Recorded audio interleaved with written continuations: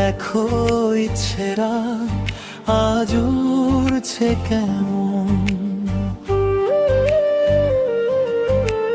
মেঘেদের সাথে করে আলাপন। নাম না জানা দূরে কোন দেশে উড়ে উড়ে দূরে চলে যায় সারাক্ষণ। দেখো ইচ্ছেরা আজ উড়ছে কেমন।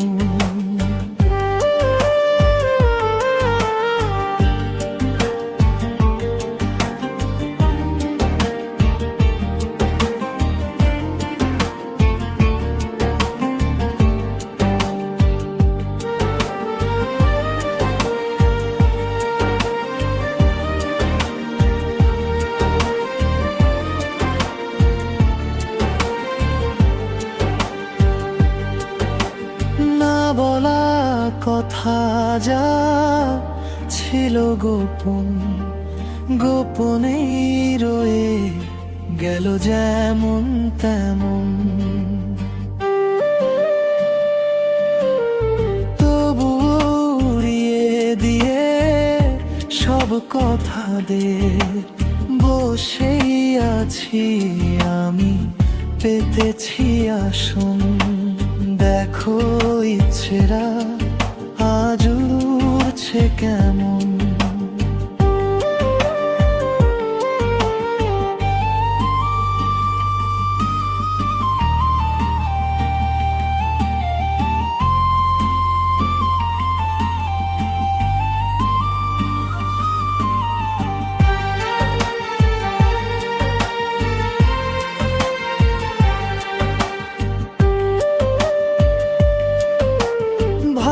গড়া স্মৃতিদের নিয়েই জীবন, মেঘেদের ঘরেতে হলো আবাসন।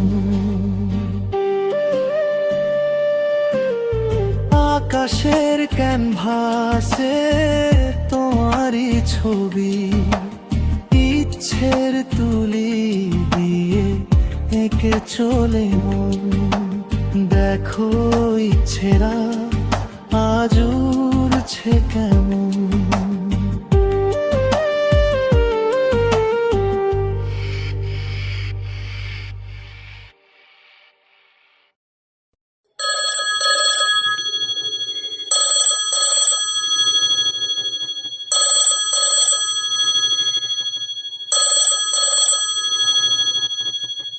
হ্যালো, কে বলছেন? হ্যালো অনু, আমি সঞ্জীব ইন্দোর থেকে ফোন করছি। চিনতে পারছো? ও ও হ্যাঁ, সঞ্জীব বাবু। আবার বাবু কেন? বাবু শুনলে মনে হয় যেন আমার প্রদত্ত প্রাপ্তি ঘটেছে। তার মানে তুমি আমাকে এখনো বন্ধু হিসেবে মেনে নিতে পারোনি, তাই না? আপনি কেন ফোন করেছেন বললেন না তো? অনু, আমি আকাশে উঠতে চাই। আপনি কি রাইট ব্রাদার্সের মতো হতে চাইছেন? না, আমি তোমার মতো করে উঠতে চাই, তোমার চোখ দিয়ে। তুমি কি আমায় শেখাবে? কেন কেন আমার মতো করে উঠতে হবে কেন? আর তাছাড়া ওটা তো আপনার ভালো করে জানা উচিত, কারণ আপনি তো পেন্টার হতে চেয়েছিলেন। চেয়েছিলাম, কিন্তু হতে আর পারলাম কই। কিন্তু আমি আপনার মতো মনের ক্যানভাসে এত সুন্দর করে ছবি আঁকতে যে পারি না। প্রয়োজন নেই, তুমি শুধু তোমার দৃষ্টির রং ছুড়ে দাও মনের ক্যানভাসের উপর, দেখবে আপনা থেকেই ছবি তৈরি হয়ে যাচ্ছে। কারণ তোমার চোখে সেদিন আমি এক নির্মল আনন্দের রামধনু দেখেছিলাম। এটা কিন্তু ট্রাঙ্ক কল, টাকার অঙ্কটা ক্রমশ বাড়ছে। অসুবিধা নেই, এখনো 2 মিনিট সময় আছে, চালিয়ে যাও। না থাক, আজ আর নয়।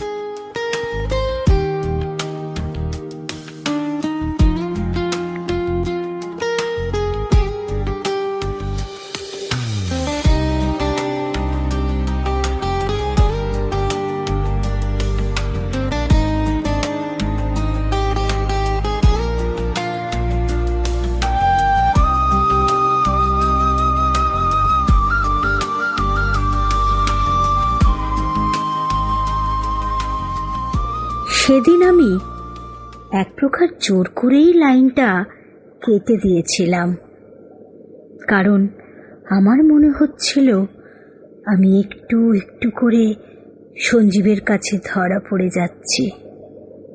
70-এর দশকের মেয়েবেলায় মেয়েদের মধ্যে একজন পুরুষের কাছে ধরা পড়ে যাবার একটা সংকোচ কাজ করত। আজকালকার মেয়েদের মতো নয়। এখন মেয়েরা মুক্ত বিহঙ্গের মতো আকাশে উড়তে জানে। ওদের স্বাধীনতা আজ অনেক শিথিল, সমাজ স্বীকৃত। সে যাই হোক, একদিন হঠাৎই ইউনিভার্সিটি যাবার পথে ইন্দ্রর সাথে দেখা হয়ে গেল। আরে অনুজে, কি খবর? সবার আগে জানাই তোমাকে অনেক অনেক ধন্যবাদ তোমাদের গ্রামের বাড়ির পুজো দেখার সুযোগ করে দেওয়ার জন্য। সত্যি এখন মনে হচ্ছে যে না গেলে একটা বড় অভিজ্ঞতা প্রাপ্তি থেকে নিজেকে বঞ্চিত করতাম। আরে ধন্যবাদ তো আমার তোমাকে দেওয়া উচিত। তোমরা চলে আসার পর আমরা তোমাকে খুব মিস করি অনু। মা তোমার কথা প্রায়ই বলে। প্লিজ ইন্দ্র, আমার হয়ে ওনাকে তুমি বলো, আমিও ওনাকে খুব মিস করি। ওনাকে না দেখলে আমি জানতেই পারতাম না যে মায়ের ভালোবাসা কেমন হয়। খুব ভালো হয় যদি তুমি একটা চিঠি লিখে দাও। দ্যাটস এ গুড আইডিয়া, আমি তাই করব।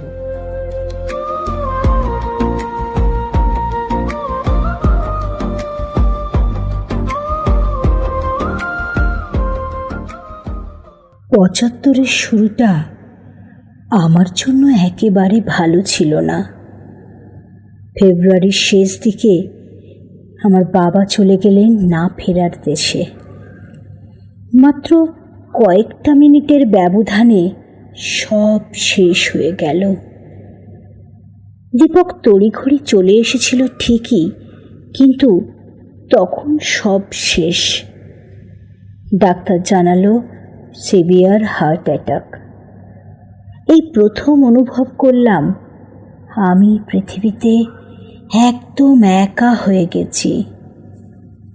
যে মানুষটা ছোট থেকে আমাকে মা আর বাবা স্নেহ দিয়ে বড় করেছে, তার অনুপস্থিতি কি সহজে মেনে নেওয়া যায়? কত রাত যে আমি বালিশে মুখ গুজে কেঁদেছি তার কোনো হিসেব নেই। সবচাইতে কষ্ট পেতাম ভোরবেলায়।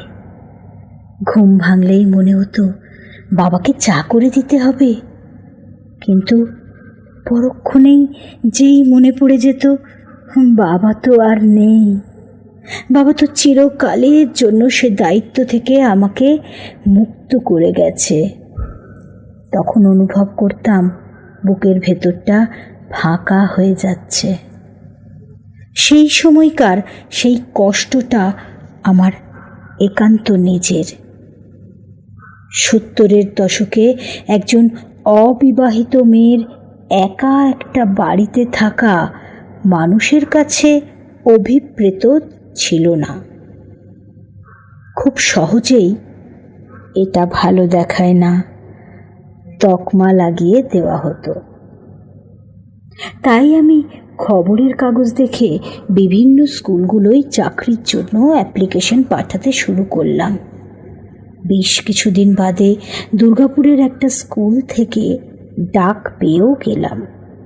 শুরুটা বেশ ভালোই ছিল, কিন্তু কয়েক মাস যেতে না যেতেই আবহাওয়া পাল্টে গেল। স্কুলের ছাত্রীদের সঙ্গে আমার ঘনিষ্ঠ সম্পর্ক গড়ে ওঠার বিষয়টা অন্য টিচারদের কাছে গাত্রদাহের কারণ হয়ে উঠল। ওরা আর আমার সতীর্থ থাকল না। নানাভাবে আমাকে অপদস্থ করার চেষ্টা চালিয়ে যেতে লাগলো। আমি চেষ্টা করলে হয়তো ওদের মতো হতে পারতাম, অথবা প্রতিবাদী হয়ে উঠে পারতাম, কিন্তু সেই মুহূর্তে আমার কোনোটাই করার মতো মানসিক অবস্থা ছিল না। ফলে 1 বছর যেতে না যেতেই চাকরিতে রেজিগনেশন দিয়ে কলকাতায় ফিরে এলাম। সেদিন ট্রেন থেকে নেমে হাওড়া স্টেশনে পা রাখতেই মনে হয়েছিল অনেক ভিড়ের মাঝেও আমি খুব একা। এইভাবেই দিন কেটে যাচ্ছিল। আমিও একটু একটু করে স্বাবলম্বী হয়ে উঠছিলাম। বাবার ব্যাংক অ্যাকাউন্টে জমানো টাকার অঙ্কটা নেহাতি কম ছিল না, কিন্তু আমি চেয়েছিলাম নিজে কিছু করব। তাই চাকরির জন্য অ্যাপ্লিকেশন পাঠানোর কাজটা চালিয়ে যেতে থাকলাম। ইতিমধ্যে কুরিয়ারে একটা চিঠি পেলাম, ইন্দ্রর লেখা। অনু, দীপকের কাছে সব শুনলাম। আমি এখন কলকাতা থেকে দূরে আধা সরকারি একটা স্কুলের ফিজিক্স টিচার। এখানে প্রায় 3 বছর হয়ে গেল জয়েন করেছি। সম্প্রতি ইংলিশ টিচার মারা যাওয়ায় ওই পোস্টটা খালি আছে। কাগজে বেরোনো অ্যাডভার্টাইজমেন্ট কপিটা সঙ্গে পাঠালাম। যদি চাও তো খুব তাড়াতাড়ি তোমার প্রোফাইলটা বক্স নাম্বারে পাঠিয়ে দাও, বাকিটা আমি দেখে নেব। আশা রাখছি আমাদের খুব শীঘ্রই দেখা হচ্ছে। ইন্দ্র। কেন জানি না সেদিন ইন্দ্রর চিঠির ভাষায় আমি যেন একজন কাছের মানুষকে খুঁজে পেয়েছিলাম, যাকে ভরসা করা যায়। আমার মনে হয় আমাদের জীবনের চলার পথে আমরা সব সময়ই একজন কাছের মানুষের অন্বেষণে থাকি। তার খোঁজ পাওয়া গেলে তাকে কাছের করে নিতে আমাদের বিন্দু মাত্র সময় লাগে না। তাই চিঠিতে ইন্দ্র তুমি সম্বোধনটা আমার খারাপ লাগেনি। খুব কাছের মানুষকে তো তুমি বলে সম্বোধন করা যায়। দেরি না করে সেদিনই আমি প্রোফাইলটা পাঠিয়ে দিই। অবশেষে চাকরিটা আমি পেয়েই গেলাম।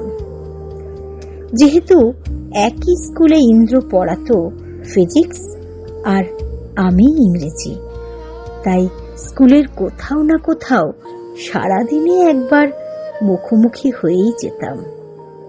ফলে আমাদের মধ্যে একটু গল্প হতো, পায়ে পায়ে হাঁটা হতো, কিন্তু সম্পর্কটা আমাদের মধ্যে ছিল নেহাতি বন্ধুত্বের, তার বেশি কিছু নয়। কিছুদিন এইভাবে যাবার পর আমি বেশ বুঝতে পারলাম আমাদের এই সহজ বন্ধুত্বের সম্পর্ক নিয়ে আড়ালে আবডালে প্রচ্ছন্ন আলোচনা শুরু হয়ে গেছে। আর যথারীতি এবারেও আমার কলিগরা এই দায়িত্ব পালনে সবার থেকে এগিয়ে। এই আলোচনার রেশ ছাত্রীদের মধ্যে ছড়িয়ে পড়ার আগেই আমাকে কিছু একটা করতে হবে, এই সিদ্ধান্তটা নিয়েই নিয়েছিলাম। তবে কোনো অবস্থাতেই এই চাকরিটা আমি ছাড়তাম না। আমি ইচ্ছে করেই ইন্দ্রকে একটু এড়িয়ে চলতে শুরু করলাম। তারপর একদিন ওকে জানালাম আমি স্কুলের পরে ওর সাথে আলোচনা করতে চাই। অনু, তুমি অনেকক্ষণ অপেক্ষা করছো না? না, খুব বেশি হলো 5 মিনিট। শোনো, তোমাকে আমার কিছু কথা বলার আছে। হ্যাঁ, বলো। তোমার আর আমার মেলামেশা নিয়ে সারা স্কুল জুড়ে একটা গসিপ চলছে। অনু, আমি তোমার জন্য যা কিছু করেছি সেটা একজন বন্ধু হিসেবে, তার বেশি কিছু নয়। আহা, সেটা আমি জানি আর তুমি জানো, কিন্তু ওরা সেটা তো বুঝতে চাইছে না। ওদের কাছে এটা একটা মুখরোচক টপিক। তাহলে তুমি এখন কি করতে বলো? ওদের মুখ পাকাপাকিভাবে বন্ধ করতে হলে আমাদের সামনে 2টো পথ খোলা আছে। হয় আমাকে এই চাকরিটাও ছেড়ে দিতে হবে, আর তা না হলে আমাদের সম্পর্কটার সমাজ স্বীকৃত একটা নাম দিতে হবে। মানে তুমি বলতে চাইছো? হ্যাঁ, তুমি ঠিকই ধরেছ। অনু, যদি অনুমতি দাও তো একটা কথা বলতে চাই। দিলাম। আমার মনে তোমার জন্য সেরকম কোনো ফিলিং নেই। আমি শুধুই তোমার বন্ধু হয়ে তোমার পাশে থাকতে চেয়েছি। তাছাড়া তাছাড়া মনে মনে তোমাকে আরেকজন পছন্দ করে। আমাকে? কে সে? সঞ্জীব, ওই যে আমার মামাতো ভাই। থাক, জানি। হো, এই জন্যই তোমার আপত্তি? তা সে নিজে মুখে এ কথাটা বলতে পারিনি বলেই তোমাকে? না না, তুমি ভুল বুঝছো অনু, ও সেরকম ছেলেই নয়। যাক, শুনেও খুশি হলাম যে আমার মতো একটা সাধারণ মেয়েকেও কেউ পছন্দ করতে পারে। যাক সে কথা। এখন এদিককার সমস্যা কিভাবে সমাধান করা হবে? ওহ, তোমাকে বলতে ভুলেই গিয়েছিলাম। কি? এই চাকরিটা আমি ছেড়ে দিচ্ছি। মানে? কানাডার এক ইউনিভার্সিটিতে আমি স্কলারশিপের জন্য অ্যাপ্লাই করেছিলাম, সেটা ওরা মঞ্জুর করেছে। বাহ, এটা তো দারুণ খবর।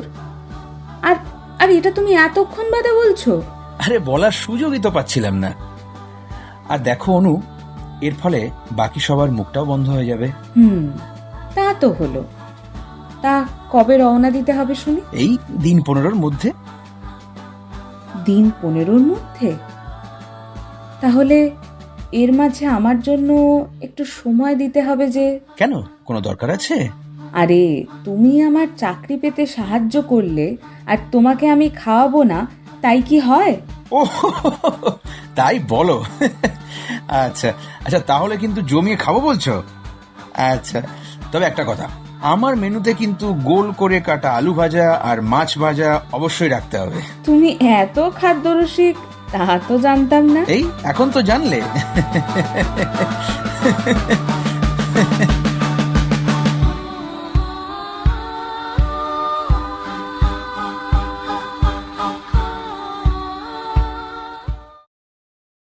ইন্দ্র কানাডায় চলে গেল। আমিও কলিগদের আলোচনার কেন্দ্রবিন্দু থেকে রেহাই পেয়ে যেন হাঁপ ছেড়ে বাঁচলাম। আমি তখন গরমের ছুটি কাটাতে কলকাতায় আমার বাড়িতে। হঠাৎ একদিন আমাদের বাড়ির দরজায় কড়া নাড়ার শব্দে তাড়াতাড়ি নিচে গিয়ে দরজা খুলতেই দেখি সেই সব প্রতিভ চেহারা নিয়ে সঞ্জীব দাঁড়িয়ে। দেখি বড় বড় চোখ করে দুষ্টু দুষ্টু হাসি নিয়ে আমার দিকে তাকিয়ে রয়েছে। আজ আর বলতে কোনো বাধা নেই যে সেদিন ওর সেই অপ্রত্যাশিত আগমনে আমি এতটাই বিহ্বল হয়ে গিয়েছিলাম যে আমার মুখ দিয়ে কোনো কথাই বেরোচ্ছিল না।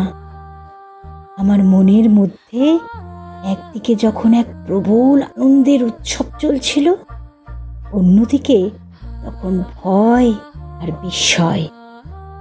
আমি কি যে করব নিজেই বুঝে উঠতে পারছিলাম না। সঞ্জীবী প্রথম কথা বলল।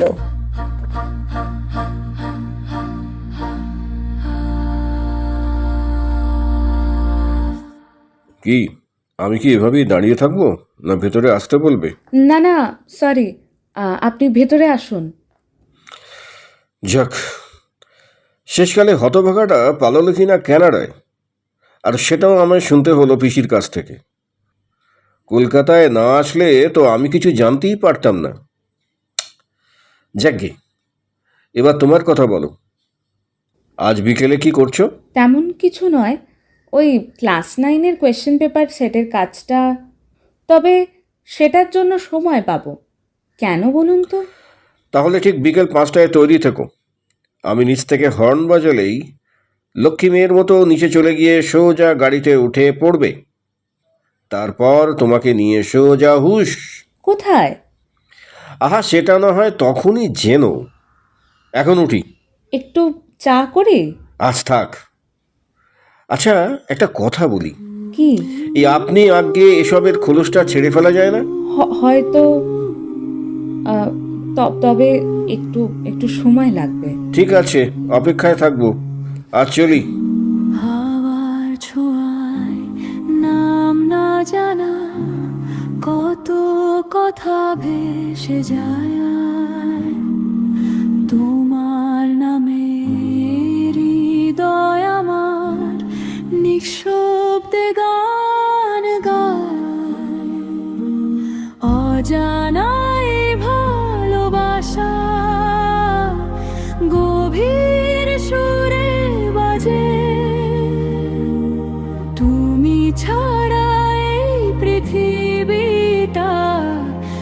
ফাঁকা ফাঁকা লাগে,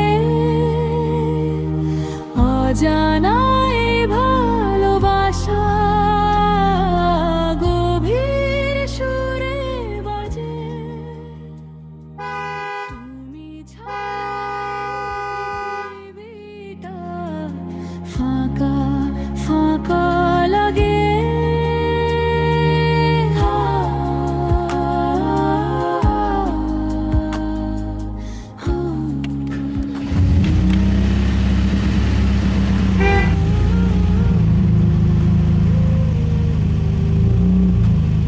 ম্যাডামের শরীর ঠিক আছে তো? হ্যাঁ, কেন? তাহলে এত চুপচাপ? শব্দেরা কি আজ ভয় পেয়েছে না হারিয়ে গেছে? না, এমনি। কি বলবো? এই ধরো আমরা কোথায় যাচ্ছি, কার কাছে যাচ্ছি, কেনই বা যাচ্ছি, এসবই আর কি। ওসব জানার থাকলে তো গাড়িতে ওঠার আগেই জেনে নিতাম। তা ঠিক, তবুও তুমিই বলে দাও কোথায় যাচ্ছি আমরা। ভবানীপুরে, আমাদের বাড়িতে। সেখানে কারা থাকেন? বাবা মা, ভাই বোন? সেখানে একটা মেয়ে থাকে যাকে আমি খুব ভালোবাসি, আর সেও আমাকে খুব ভালোবাসে। কে? তোমার স্ত্রী? স্ত্রী? আমি বিয়েই করলাম না। আমি বিয়ে করলাম কবে যে আমার, আরে দূর পাগলি, সেই মেয়েটা হলো আমার মা। ওহো, তাই তাই বলো। এই তো এতক্ষণে ঠিক শব্দটা প্রয়োগ করলে। কোন শব্দটা? এই যে বলো।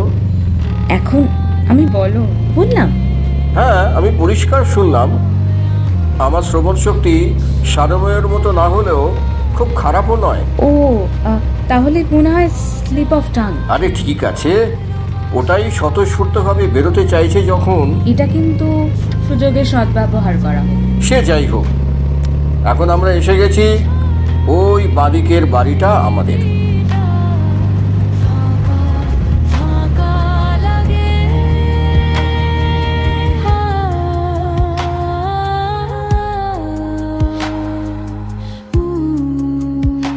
সঞ্জীবদের বাড়িটা শুরু থেকে শেষ পর্যন্ত একটা সফিস্টিকেশনের আবরণে মোড়া।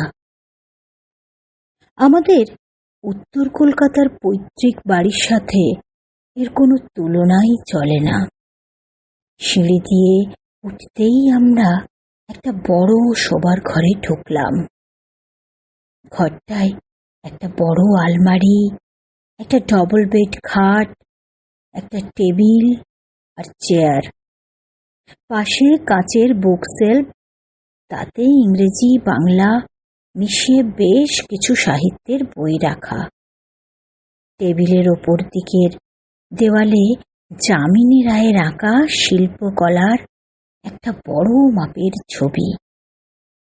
খাটের ওপর ষাটোর্ধ্ব এক মহিলা আধশোয়া হয়ে বই পড়ছিলেন।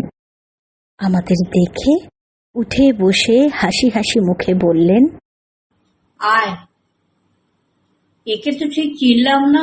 আমি তোমাকে অনুর কথা বলেছিলাম না মা? ও, তুমি অনু? থাক থাক, আর প্রণাম করতে হবে না মা, বসো। সোনু, চেয়ারটা এগিয়ে দে তো এই খাটের কাছে। আপনি এটা কি বই পড়ছেন? রবীন্দ্রনাথের 4 অধ্যায়, এই নিয়ে দ্বিতীয়বার। তুমি পড়েছো? না, তবে ইচ্ছে আছে। ঠিক আছে, আমার পড়া হয়ে গেলে আমি তোমাকে দেব। এবার তোমার কথা বলো, বাড়িতে কে কে আছেন? মাকে আমি দেখিনি, আর বাবা কিছুদিন আগে। আমার ঠাকুরদা ঠাকুমার কাকারা সবাই আছেন। মা, এসব কথা না হয়। হ্যাঁ হ্যাঁ, ঠিক আছে। প্রথমবার এলে কিছু খেতে হবে তো। আজ থাক, অন্য আর একদিন হবে। তা কি হয় মা, একটু কিছু মুখে দিতে হয়। সোনু, তুই যা তো, কমলাকে বল 1 কাপ চা আর পাঁপড় ভাজা দিতে। সোনু তোমার কথা প্রায়ই বলে, তোমার প্রশংসায় পঞ্চমুখ, কিন্তু এখন দেখছি ও যা বলে তা মিথ্যে নয়। এত মিষ্টি চেহারা তোমার। তুমি যে ইংরেজিতে মাস্টার্স করছো না? করা হয়ে গেছে, এখন একটা স্কুলে পড়াই। ওই যে চা এসে গেছে। আপনি খাবেন না? না মা, আমি একটু আগেই খেলাম। তুমি খাও মা। যাওয়ার আগে সোনুর বিয়েটা যদি দিয়ে যেতে পারতাম। নাতি নাতির মুখ দেখে যাবো এ আশা করি না, শুধু বিয়েটা। চা খাওয়া হয়ে গেছে, এবার আমায় উঠতে হবে। সঞ্জীব বাবু কোথায় গেলেন? মনে হয় ওর পড়ার ঘরে। কমলা, এই কমলা। হ্যাঁ, ওকে দাদার পড়ার ঘরে নিয়ে যা তো। যাও মা।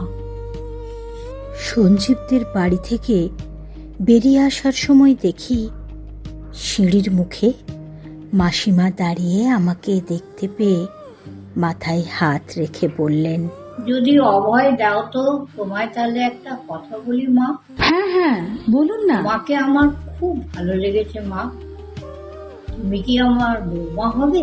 না না, এখন বলতে হবে না, ভালো করে ভেবে নিয়ে তারপর বলবে। আচ্ছা।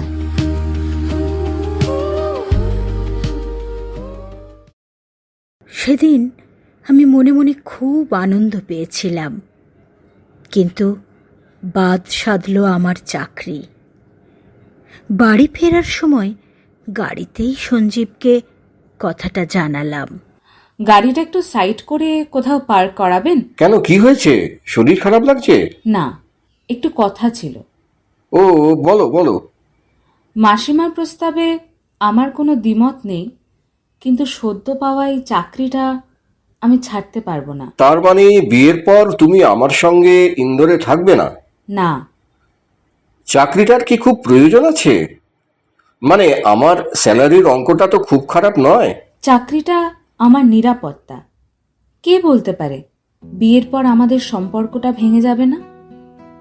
তখন আমি কি করব? ও, এটা তো একটা বিগেস্ট প্রবলেম।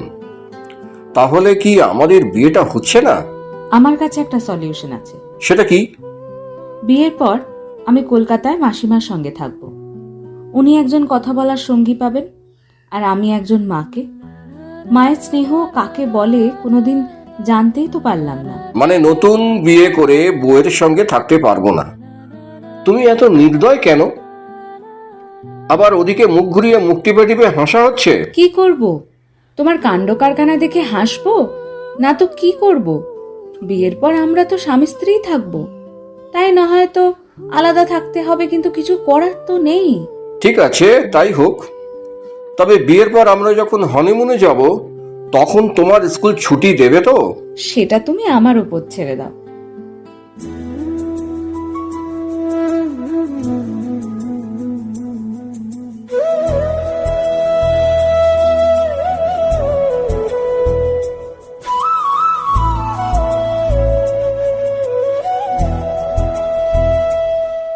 তুমি এলে বসন্ত নামে, শুকনো হৃদয় জুড়ে ভালোবাসার মিষ্টি সুর বাজে নীরব ঘরে। হাতটা ধরে বলো আমায়, থাকো পাশে সারাক্ষণ। তোমার ছোঁয়ায় ফুল ফোটে আমার প্রতিটা ক্ষণ।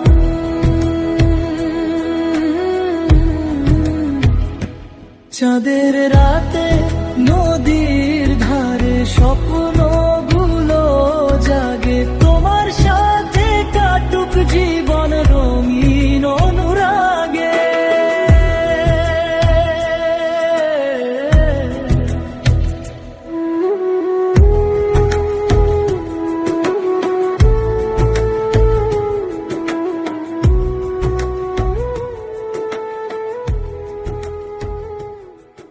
সেদিন গাড়ি থেকে নামতেই দেখি দীপক বাড়ির নিচে দাঁড়িয়ে। আমায় দেখতে পেয়েই প্রায় উদ্ভ্রান্তের মতো ছুটে এলো। অনু, একটা খারাপ খবর আছে। কি? কি হয়েছে? দাদু বিকেল 5টায়। ও, তুই একটু দাঁড়া, আমি ওপর থেকে আসছি। বেশি দেরি করিস না। আরে সঞ্জীব যে, কেমন আছো? হ্যাঁ, ভালো। আচ্ছা, আমার কি একবার যাওয়া উচিত নয়? হ্যাঁ, তবে অনু কি বলে সেটা।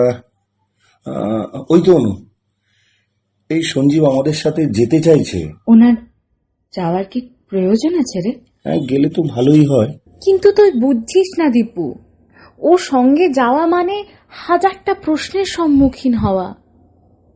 না থাক, আপনি বরং বাড়ি যান। সেরকম দরকার পড়লে আমি ফোন করে নেব, পরে কথা হবে। চল দীপু, দেরি হয়ে যাচ্ছে।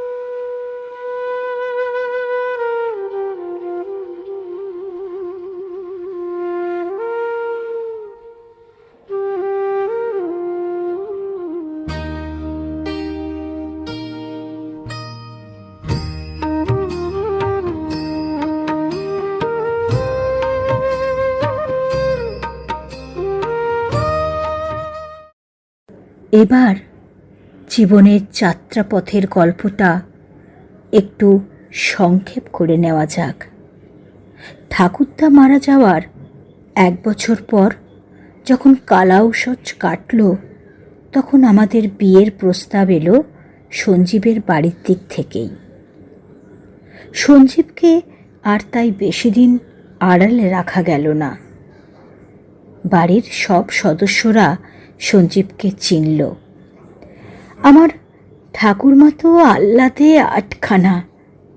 অবশেষে আমাদের বিয়েটা হয়ে গেল। একটা কথা বলা হয়নি, ঠাকুরদার মৃত্যু আমাকে বাড়ির অন্যান্য সদস্যদের অনেক কাছে নিয়ে এসেছিল। তাই ঠাকুরদার ভয়ে এতকাল বন্ধ থাকা ওদের স্নেহ ভালোবাসা সব দরজার আগল যেন খুলে গেল। ওদের ভালোবাসার স্রোতে যেন ভেসে গেল আমার দুকুল। জ্ঞান হবার পর এই প্রথম আমি অনুভব করেছিলাম আমি ওদেরই একজন। আমার বিয়েটা আমার পৈতৃক বাড়ি থেকেই হয়েছিল। বিয়েটা শুধুই বিয়ে ছিল না, ছিল ওদের কাছে একটা উৎসব। ঠাকুরদার মৃত্যুতে ওরা যতটা না শোক পেয়েছিল, তার থেকে অনেক বেশি পেয়েছিল মুক্তির আনন্দ। যাই হোক, বিয়ের পর আমরা হানিমুন ট্রিপে গিয়েছিলাম দেহরাদুন। জায়গাটা ভারী সুন্দর। এইখানেই অনতি দূরে আমার প্রিয় লেখক রাস্কিন বন্ড থাকেন। তাই তার বাড়ি না দেখে ফিরে আসা আমার পক্ষে অসম্ভব ছিল। দূর থেকেই দেখেছিলাম, কারণ তারাদের বেশি কাছে যেতে নেই। হানিমুন ট্রিপের প্রতিটা মুহূর্ত আমি আমার নিজের মতো করে উপভোগ করেছিলাম। আমার মেয়েবেলার অনুভবে নতুন প্রাপ্তিযোগ ছিল সঞ্জীবের সান্নিধ্য। ওর সান্নিধ্যে আমার নারীত্ব পূর্ণতা পেল। আমি এক রাশ সুখ আর আনন্দ নিয়ে কলকাতায় ফিরলাম, আর ও ফিরে গেল ইন্দোরে।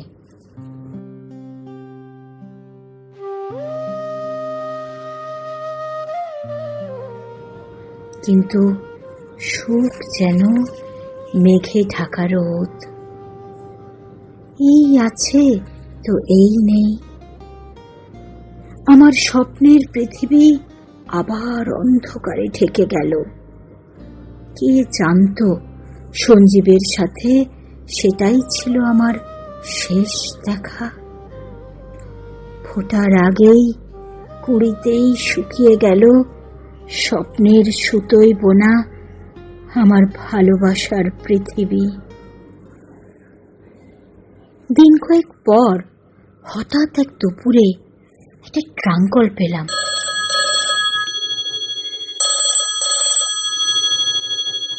হ্যালো, কে বলছেন? আপনি কি সঞ্জীব দত্তের স্ত্রী অনুরাধা দত্ত? হ্যাঁ, আমি অনুরাধা দত্ত। আমি পরিমল বোস, ওর কলিগ। ইন্দোর থেকে ফোন করছি। ম্যাডাম, আপনার জন্য একটা খুবই খারাপ সংবাদ আছে। খারাপ খবর? কি খারাপ খবর? গতকাল রাতে একটা কার অ্যাক্সিডেন্টে সঞ্জীব ও আমাদের ছেড়ে চলে গেছে। কি? কার কার কার অ্যাক্সিডেন্ট? এখানে কিছু ফর্ম্যালিটিস আছে, সেগুলো হয়ে গেলেই আমরা কলকাতার উদ্দেশ্যে রওনা দেব।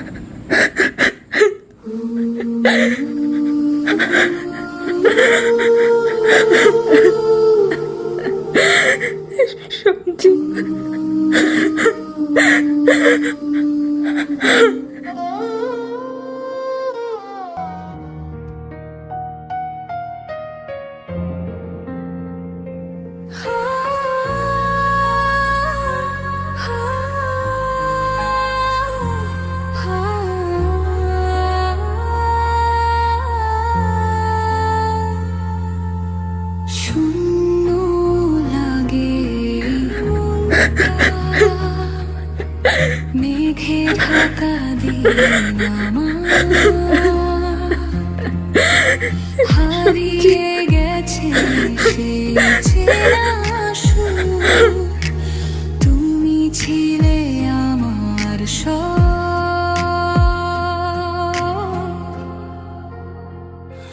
কেন চলে গেলে তুমি, কেন ভাঙলে আমার মন, হারানো সুর বাজে কানে, শুধু তোমারই তো নাম।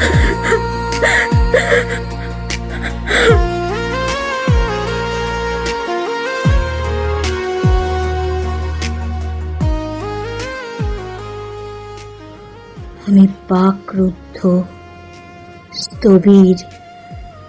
হাতে রিসিভারটা ধরে কতক্ষণ সেখানে দাঁড়িয়েছিলাম মনে নেই।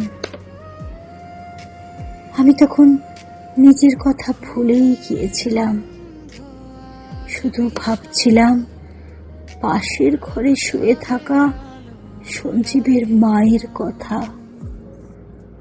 কোন মুখে আমি তার সামনে গিয়ে দাঁড়াবো? এক পুত্রহারা মাকে সান্ত্বনা দেবার ভাষা আমার জানা ছিল না। কেন চলে গেলে তুমি, কেন ভাঙলে আমার মন। এসব কিছু মেনে নিতে সময় লেগে গেল প্রায় 6 মাস। পুত্র আর পুত্রবধূ তো আর এক জিনিস নয়। পুত্রহারা মায়ের বুকের জ্বালা চট করে মেটার কথাও নয়।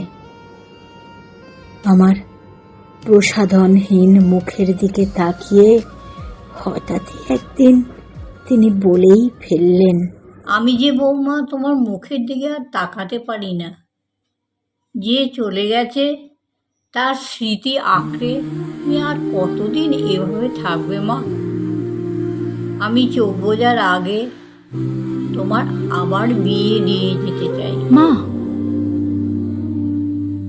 আমি কাঁদি নীরবে, শব্দ ছাড়াই, ভালোবাসা কি তবে হারিয়ে যায়? তুমি নেই তবু থেকে যাও মনে, শূন্যতায় আজ আমার জীবনের শোনে।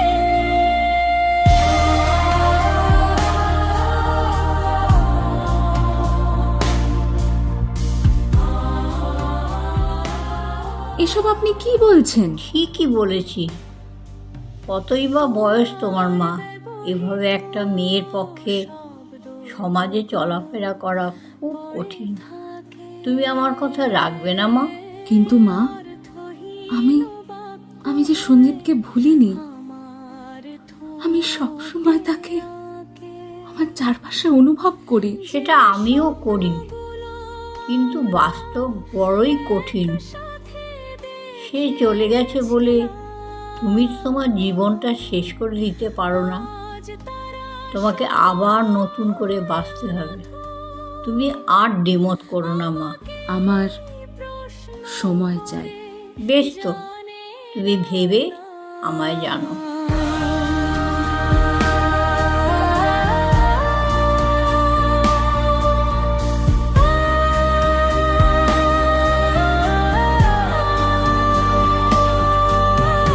যদি আবার জন্ম নেয় কোনো নতুন সকাল, আমি কি আবার বিশ্বাস করব আলোকে নির্ভরশীল পালা? নাকি এই হৃদয় শিখে গেছে একটাই কথা, ভালোবাসা মানেই শেষ পর্যন্ত একা থাকা।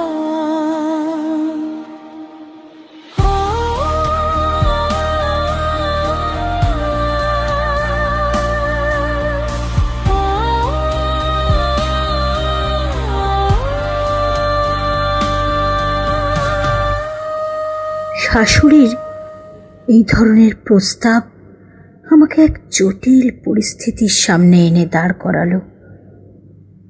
সেই সময় আমার পক্ষে একা কোনো সিদ্ধান্ত নেওয়া অত্যন্ত কঠিন কাজ ছিল। তাই আমি দীপকের সাথে একান্তে আলোচনা করব বলে ঠিক করলাম। দেখ বোন, সঞ্জীবকে ভোলা তোর পক্ষে এতটা সোজা ব্যাপার নয়, সেটা আমিও বুঝি। কিন্তু স্মৃতি আঁকড়ে ধরে সারাটা জীবন কাটিয়ে দেওয়া, এটাও তো কোনো কাজের কথা নয়। তোকে আবার নতুন করে শুরু করতে হবে সবকিছু। দীপক, তুই যা বললি এটাই হয়তো বাস্তব, কিন্তু দ্বিতীয় এক পুরুষকে সঞ্জীবের জায়গায় আমি ভাবতে পারছি না। কিছু করার নেই, নিজের ভবিষ্যতের কথাও তো ভাবতে হবে। মনটাকে শক্ত করে সিদ্ধান্তটা নিয়ে নে। সিদ্ধান্ত নিতে নিতে আরও একটা বছর পেরিয়ে গেল। এদিকে সঞ্জীবের মায়ের শারীরিক অবস্থার অবনতি হতে শুরু করেছিল। তখন আমার মনে হয়েছিল এবার চটজলদি একটা সিদ্ধান্ত আমাকে নিতেই হবে, তা না হলে আমি ওনার কাছে সারা জীবন অপরাধী থেকে যাব। পরিস্থিতির চাতাকলে পড়ে আমার মাথার মধ্যে যখন সব কিছু জট পাকিয়ে যাচ্ছিল, ঠিক তখনই ইন্দ্র হঠাৎই একদিন এসে হাজির হলো। তোমাকে কি বলে আমি সান্ত্বনা দেব জানি না, তবে এবার তোমার ভবিষ্যৎ নিয়ে ভাববার সময় এসেছে অনু। তুমি কানাডা থেকে ফিরলে কবে? গত পরশু। যদিও খবরটা আমাকে মা অনেক আগেই জানিয়েছিল, কিন্তু তোমার সামনে এসে দাঁড়াবার সাহস হচ্ছিল না। আজ সকালে পিসির একটা ফোন পেয়ে। ও, তাহলে তুমি নিজের থেকে আসোনি? মানে ফোন না পেলে হয়তো তুমি আসতে না। তুমি আমাকে মিস ইন্টারপ্রেট করছো অনু। আমি এতটা দায়িত্ব জ্ঞানহীন নই।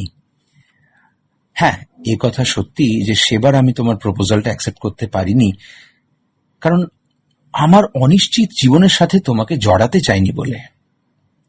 অনু, আমি তোমার পাশে থাকতে চাই। হ্যাঁ, সে তো তুমি আগেও ছিলে। এবার আরো কাছাকাছি তোমার চলার পথের সঙ্গী হয়ে। বলছো? ভালো করে ভেবে নিয়ে বলছো তো? আমার সব কিছু কিন্তু আর আগের মতো নেই। আমি এখনো সঞ্জীবের স্পর্শ অনুভব করি। শুনতে অবিশ্বাস্য মনে হলেও এটাই এটাই সত্যি। এসব জেনে শুনে তুমি যদি আমাকে বিয়ে করতে চাও তাহলে তাহলে আমার কোনো আপত্তি নেই। তবে পরে তুমি এ ব্যাপারে কিন্তু আমাকে কোনো দোষ দিতে পারবে না। আমি সবকিছু চুলচেরা বিশ্লেষণ করেই এই সিদ্ধান্ত নিয়েছি। আমার বাড়িতে সবাই রাজি, শুধু পিসিমার অনুমতি নিতে চাই। পিসিমা কোথায়? ওনার ঘরে শুয়ে আছেন। উনি আশা করি রাজি হবেন। তাই দেখি গিয়ে। ঢেউয়ের সুরে ভেসে আসে হারানো সেই গান, তোমার কথা মনে পড়ে ভিজে ওঠে। ইন্দ্রকে দেখে সেদিন আমার শাশুড়ি মায়ের আনন্দ দেখে কে। মনে হলো মনে মনে উনি এমনটাই চাইছিলেন। সুতরাং আমাদের বিয়েতে আর কোনো বাধা থাকলো না। আমাদের বিয়েটা হলো। তার 1 বছর বাদে আমাদের একমাত্র সন্তান রিজু এলো পৃথিবীতে। এরপর কোথা দিয়ে যে সময় বয়ে গেল টেরই পেলাম না। মাঝখানে 40টা বছর কেটে গেছে। আজ আমি 63-তে পৌঁছালাম। 5 বছর আগে ইন্দ্রও আমাকে ছেড়ে চলে গেছে। জীবনের যাত্রাপথের প্রতিটি বাঁকে যাদের সঙ্গে আমার দেখা হয়েছিল তারা সবাই আমাকে ছেড়ে চলে গেছে। আমার ছেলে রিজু এখন আমেরিকার ফিলাডেলফিয়াতে একটা মাল্টি ন্যাশনাল কোম্পানিতে চাকরি করে। প্রতিদিন ফোন করে আমার খবর নেয়। ও আমাকে ওর ওখানে নিয়ে যেতে চায়। আজ আমার জন্মদিনে আমার নাতি ঈশান আর আমার বৌমাও আমাকে উইশ করেছে। কিন্তু আমি কোথাও যেতে চাই না। ইন্দ্র আর কানাডায় ফিরে যায়নি। এখানেই একটা কলেজে ফিজিক্স টিচার হয়ে থেকে যায়।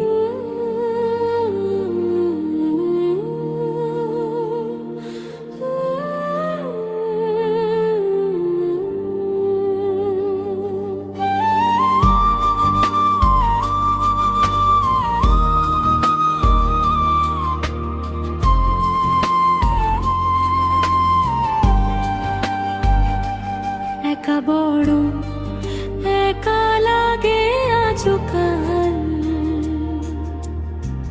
ভিড়ের মাঝেও শূন্যতা ডাকে। দিনের আলো রাতের ছায়া সবখানিতেই তোমায় রাখে। একা বড় একা লাগে আজকাল, হাসির আমার জীবনের সুখ দুঃখের সব শিকড়গুলো শাখা প্রশাখায় বিস্তার করে মাটির অনেক গভীরে পৌঁছে গেছে। আমি তাদের জড়িয়ে ধরে পরম শান্তিতে এখানেই ঘুমিয়ে যেতে চাই। জানালার কাছে পুরনো স্মৃতিরা ভিজে যায় বৃষ্টির জলে। কেউ ডাকে না আর নাম ধরে আমার, নিঃশব্দ শহর শুধু তাকিয়ে রয় আমার শিকড় এখানেই বাঁধা, আমি এখানেই ঘুমিয়ে যেতে চাই। যে মাটিতে হারিয়েছি সব কথা, সেই মাটিতেই চোখ দুটো বুঝতে চাই।